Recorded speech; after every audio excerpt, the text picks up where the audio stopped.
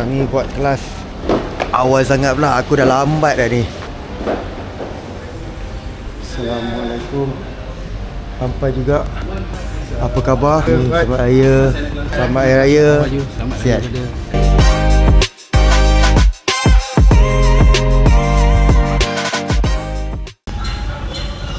Settle warm up. Sekarang kita akan bagi glove. Tadi kita dah buat macam benda lah.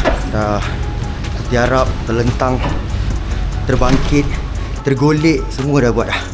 Over here, anything, free combination, punches, low kick, knee, elbow. Over here, kicks, low kick, river, head. Oh, ada 5 station bag. Berlima tu buat benda yang berbeza-beza. Benda ni sangat penting lah untuk kau punya striking punya barang lah. Kita orang dah habis training lah. Tadi last kali kita orang sparring dengan Adam.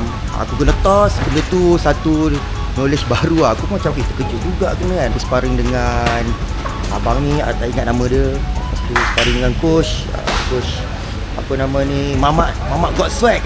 Dulu dia Mima punya fighter.